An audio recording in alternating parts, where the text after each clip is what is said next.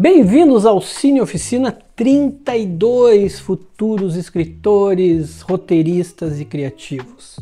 Meu nome é Marcelo Pino, eu sou redator, sou roteirista e diretor de cena, com peças publicitárias premiadas no Brasil e no exterior e com curtas premiados no exterior. O tema de hoje é importante, saia na frente de 80% dos futuros escritores e roteiristas. E como você vai fazer isso? Bom, para você se distanciar da massa, tem como, e não é tão difícil, na verdade, é preciso dedicação e escolher o caminho certo. Por quê? Porque você sabia que escritores e roteiristas devem estar entre os que mais compram cursos equivocados, duvidosos e errados? Exatamente. Pense nisso agora quando for comprar um curso, certo? Mas o ponto de partida para escrever o texto que vai mudar a sua vida é concordar comigo que um texto pode mudar a sua vida. Se você acredita nisso, a gente pode seguir. Mas antes eu quero falar um pouco sobre esse tema. Se você não acredita, vamos aos fatos. Por exemplo, este livro mudou a vida de Anthony Bourdain. Exatamente, Cozinha Confessional mudou a vida deste grande chefe de cuisine. Anthony Bourdain já era conhecido entre os chefes de cuisine de Nova York, certo? Mas com este livro ele acabou sendo conhecido no mundo inteiro. Ele passou a dar entrevistas, ele passou a ter um programa de TV e passou a ser um cara famoso no mundo inteiro. É bem diferente do que ser conhecido em Nova York, ok? Então é só escrever um livro que tu te torna conhecido no mundo inteiro? Não é bem assim, você sabe, tá? O que ele fez? Primeiro, ele abordou um tema que é a gastronomia e restaurantes de uma forma única. Começa por aí, tá? De uma forma única, surpreendente e ousada. Ele escreveu a partir também da verdade dele, que é uma coisa muito importante. Mas ele não escreveu um livro autobiográfico. Mesmo tendo muitas partes da vida dele, ele escreveu sobre aprendizados de vida, que é completamente diferente de uma autobiografia, certo? E ele escreveu sobre o mundo dentro de um restaurante. E aí é que está o grande diferencial desse livro. Inicialmente, ele escreveu o livro para as pessoas que trabalham em restaurantes. Mas claro que quem vai a restaurantes quer saber o que fazem com o bife que você vai comer antes dele chegar na mesa. É bom pedir um bife mal passado, bem passado? Você sabe disso? Quem é que corre mais risco? Aqui ele conta. E é um risco bem interessante. Então, estas coisas é que fazem um livro ser interessante e fizeram com que ele se tornasse um cara foco de grandes entrevistas. E claro, ele tinha um talento próprio, ele tinha uma empatia, tanto que ele extrapolou a literatura e foi para um programa de TV, certo? Mas foi a partir deste livro, ok? Mas não precisa ser apenas um livro, tá? E vejam bem, antes de eu passar para o próximo tópico, o escrever bem entrou no sexto tópico de importância, Então tem a técnica, tem escrever sobre a sua verdade, escrever sobre um tema de uma forma surpreendente. Tem várias camadas, como está na moda agora dizer, antes de escrever com correção. A técnica é muito mais importante do que escrever com correção. Preste atenção no que eu estou dizendo, tá? Mas é só escrevendo um livro que você pode ir para o próximo patamar? Talvez não. Aqui eu vou trazer um pequeno trechinho de um discurso de formatura que com certeza eu não conheço a fundo a vida desta pessoa, mas com certeza alguma coisa diferente aconteceu na vida desse cara, tanto que até o nosso amigo Bial gravou o discurso dele, ou seja, direito autoral sobre esse discurso ele tinha. Então a vida dele mudou de certa forma, tá? Então tu não precisa escrever um livro e tu pode mudar a tua vida a partir do texto do livro, a partir do texto do discurso, a partir do texto de um roteiro, certo? A partir do texto de um curta, de um videoclipe. Eu vou botar só um trechinho aqui para a gente recordar sobre que discurso eu estou falando. Ladies and gentlemen of the class of 99, wear sunscreen. If I could offer you only one tip for the future, sunscreen would be it.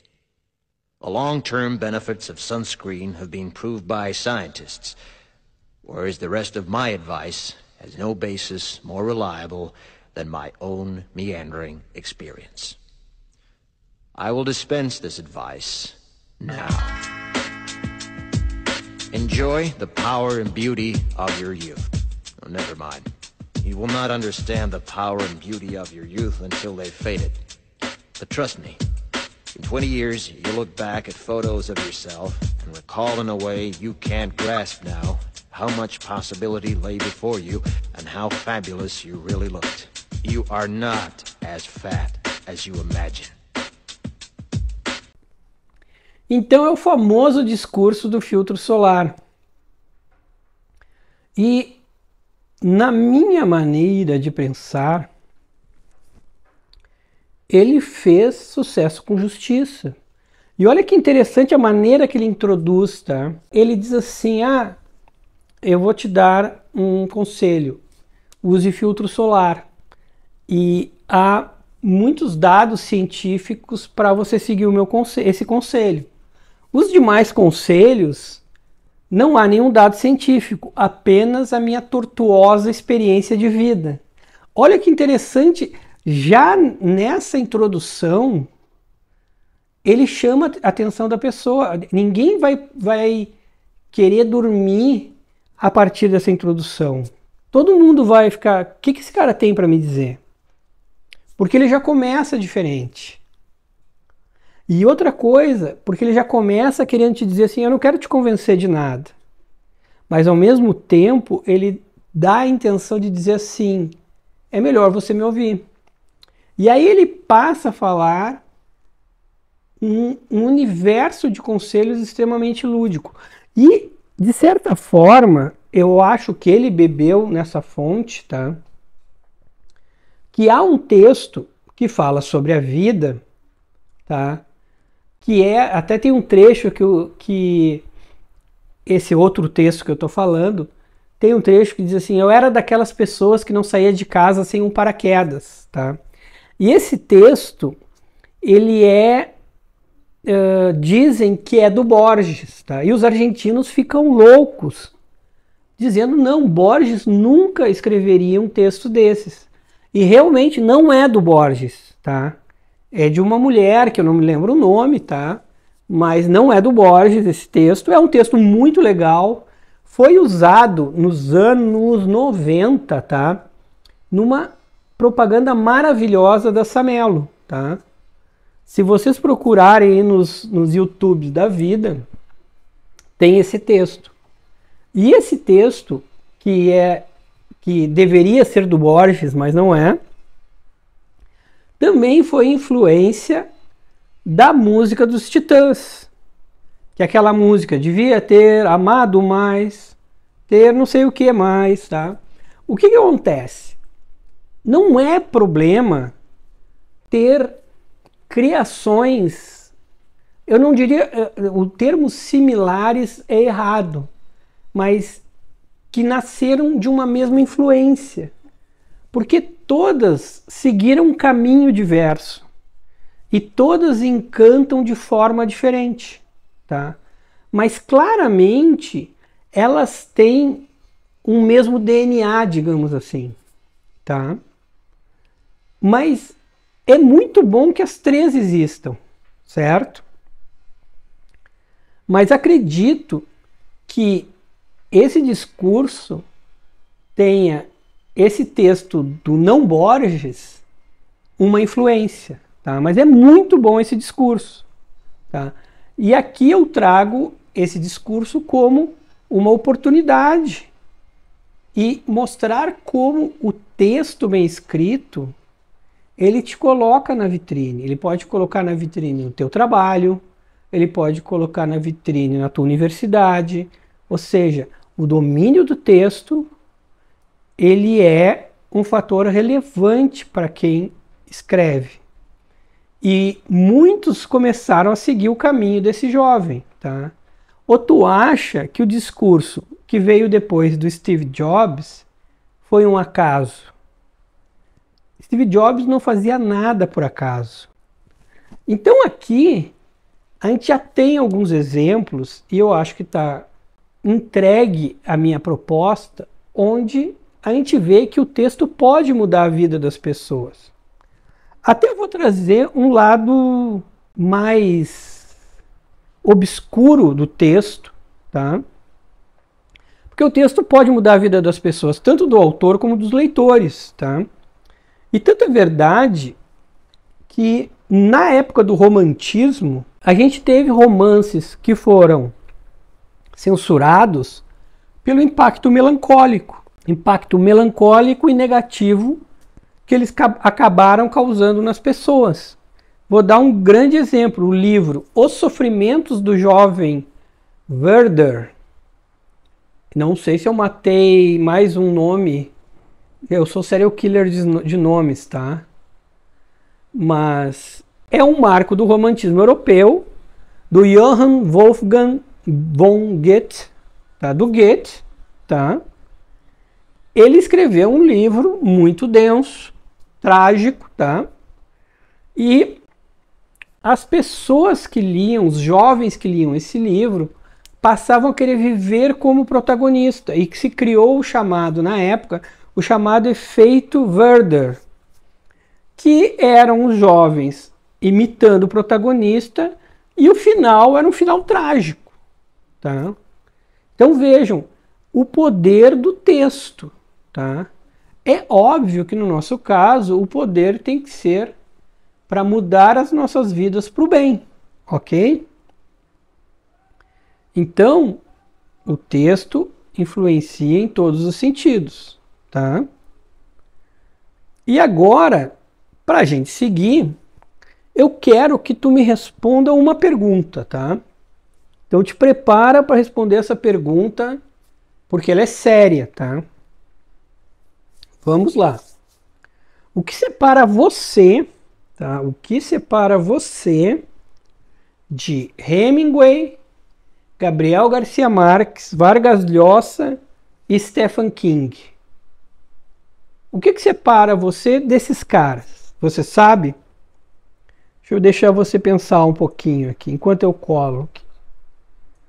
Você sabe me dizer? Você, enquanto desejo de escritor, desejo de roteirista, o que separa você desses caras? Sem conhecer você, eu sei o que separa. São duas coisas: domínio da técnica e dedicação obsessiva. Veja, são apenas duas coisas e um oceano de coisas. Mas, se tu botar na cabeça, são essas duas coisas, a técnica e a dedicação.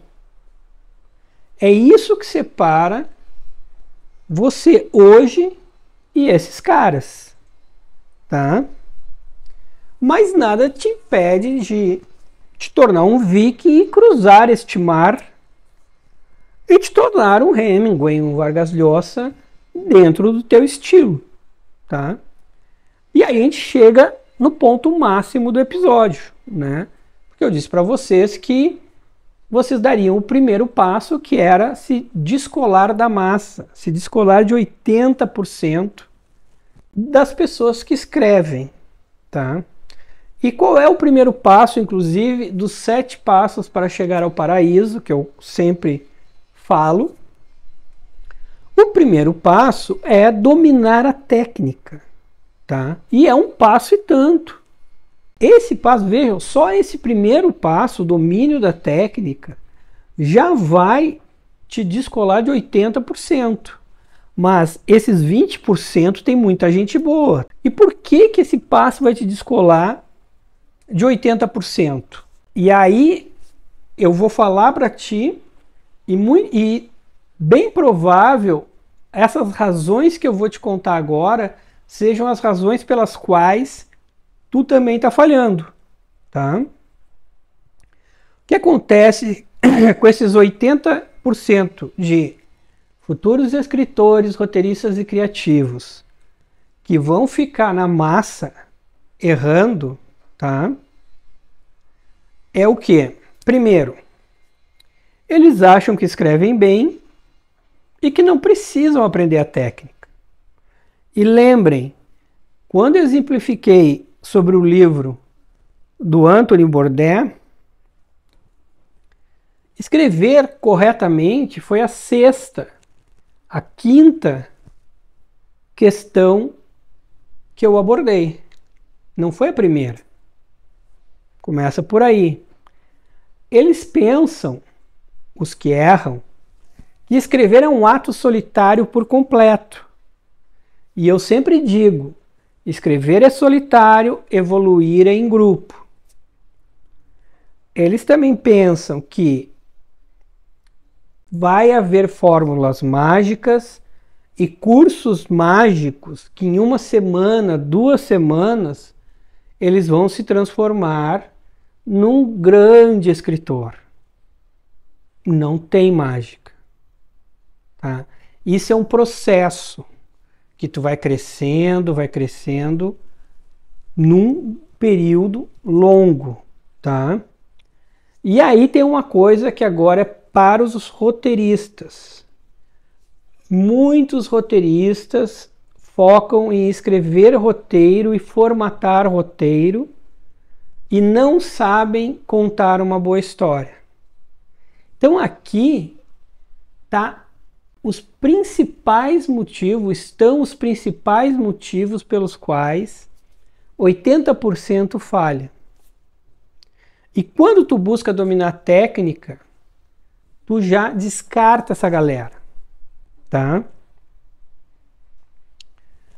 Se tu não buscar técnica, tu tá fadado a ficar entre os medianos. E outra coisa, não significa que tu não tenha potencial. O que vai acontecer é que tu não vai saber usar o teu potencial. Esse que é o problema. Por quê? Porque tu não vai ter a técnica. Simples assim. Então, se tu te enxergou entre os exemplos, não te preocupa. A gente tem tempo para corrigir isso. Vamos focar em corrigir isso, que é o domínio da técnica. E os roteiristas mais ainda, tá? Nada de cursinho furado, de cursinho para formatar roteiro. Por favor, chega de perder dinheiro, tá? O roteirista tem que aprender a contar história e depois ele vai aprender a redação do roteiro, tá? Ele tem que aprender narrativa. e que não tem nada a ver com formatação de roteiro. Redação é uma coisa, formatação é outra, tá? Então não joguem dinheiro no lixo, tá? Para formatar, eu ensino em 5 minutos, 5, no máximo 10, tá? E de graça. Agora, para tu escrever um bom roteiro, é outra coisa. Quem é que precisa saber formatar um roteiro técnico, tá? Vamos dizer assim, ó, imagina um curso mega profissional, porque tem, tá? Imagina um curso mega profissional de formatação de roteiro. Quem precisa disso? Não é o roteirista. É quem vai se preparar para ser assistente de direção e produção, tá? E que vai trabalhar em curtas e minisséries, tá? O roteirista não vai fazer esse tipo de roteiro. Então, o cara que vai trabalhar em produção e assistente de direção, esse sim vai ter que fazer um roteiro extremamente técnico que vai ser usado na filmagem, tá? O roteirista não faz esse tipo de roteiro. O roteirista faz um outro tipo de roteiro. Então, se tu quer ser roteirista é uma coisa. Agora, se tu quer ser assistente de direção ou trabalhar na produção, é outra coisa. Então, chega a hora de vocês me perguntarem: Marcelo, como faço para dominar a técnica, a narrativa? E aí eu digo para vocês: boa pergunta. E eu digo: sigam o caminho dos grandes escritores roteiristas. Façam oficinas. Prestaram atenção? Eu disse oficinas no plural. Por quê? Porque oficina é como um processo de ateliê, tá? O processo de ateliê, quem sabe, não é assim, tu vai lá, faz 5 aulinhas para aprender a desenhar uma flor e vai embora. Não, tu precisa aprender a técnica e diversas técnicas, mesmo que seja só da pintura a óleo. E tu tem diversas técnicas de redação, tá? Seja a redação de literatura, seja a redação de roteiro. E cada módulo, cada etapa da tua oficina, tu vai evoluindo, tu vai crescendo. A tua obra vai crescendo e tu vai crescendo como autor, tá? Qual é a métrica que tu precisa ter para saber se tu deve continuar ou não fazendo aquela oficina? A tua evolução, tá? Se tu continuar evoluindo, tá valendo. Tu parou de evoluir, tem duas opções. Ou tu tem que trocar de mestre, porque tu entende que tu precisa evoluir mais, ou tu notou que tu tá pronto para andar sozinho. Mas isso é depois de 5 oficinas ou mais, tá? Não de uma, tá? Vou dar o bônus track do episódio. Qual é o bônus track? Bônus track é coisa de rádio, do meu tempo de ouvir rádio à noite. Como escolher uma oficina, tá? Primeiro ponto e fundamental, tá? A tua oficina precisa trabalhar com a poética de Aristóteles. Por quê? A poética de Aristóteles, até hoje, é a base do estudo do cinema e do teatro, tá? Não se fez nada melhor e nada tão adequado, tão com a metodologia perfeita que não a poética de Aristóteles. E por isso as melhores oficinas utilizam a poética de Aristóteles aplicada ao texto. Então, se a tua oficina ou se o teu curso de cinema e roteiro não trabalhar com a poética de Aristóteles, já pula fora, tá? Essa é a primeira dica, tá? Segunda dica, é interessante que o teu curso também trabalhe com alguma bibliografia moderna, tá? Não só com a poética, além da poética, traga autores e manuais mais modernos, de escritores mais modernos, para enriquecer o teu universo. Terceira dica, eu digo que tu deves entrar numa oficina onde o teu mestre esteja atuando na prática, tenha uma boa experiência e seja conectado com tudo que está acontecendo, tá? Caras que ficaram parados no tempo e estão muito na antiga, não é o ideal, tá? Falando para os roteiristas, o que é interessante? Como eu sempre falo, se tu entra numa oficina e ela é ministrada por acaso por um professor de português, literatura, etc., e ele não tem o DNA de roteiro, tá, e de cinema, aí tu vai ter que dominar a narrativa, dominar a história e depois trocar de oficina, tá? E aí tu não vai para uma oficina de formatar o roteiro, e sim de escrever roteiro, que é diferente, tá? Caso tu entre já numa oficina onde o teu mestre detém as duas expertises, tá? E ele se propõe a ensinar as duas expertises, por quê? Porque num determinado momento haverá uma bifurcação. Haverá um momento em que os escritores vão para o lado, os roteiristas vão para o outro, tá? Então, se ele faz isso, aí tu pode permanecer na mesma oficina, tá? Então, o roteirista tem que entender isso, tá? Sendo assim, quando tu ingressa numa oficina, tu já pode trabalhar o segundo passo, que é o quê? Dedicação obsessiva. Porque lembra, só tem duas coisas, meus dedos são tortos assim. Só tem duas coisas que te separa dos grandes: técnica e dedicação obsessiva. E quando tu entra na oficina, tu já pode começar a te dedicar obsessivamente. Por quê? Porque é que nem um exercício. Quando tu faz o exercício mal feito, ele não rende. Tu não vai perder a barriga, tu não vai ficar em forma, tu não vai ficar musculoso, tu não vai correr mais, ok?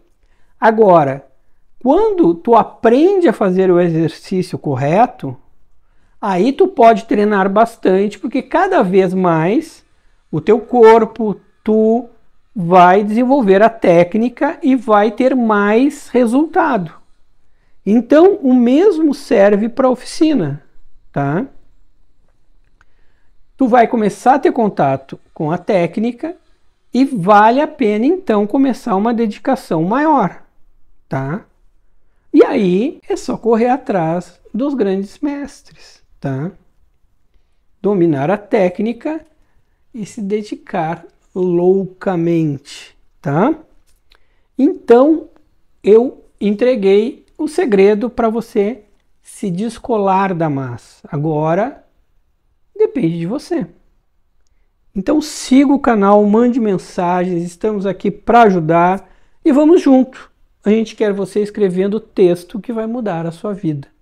Até o próximo Cine Oficina. Valeu!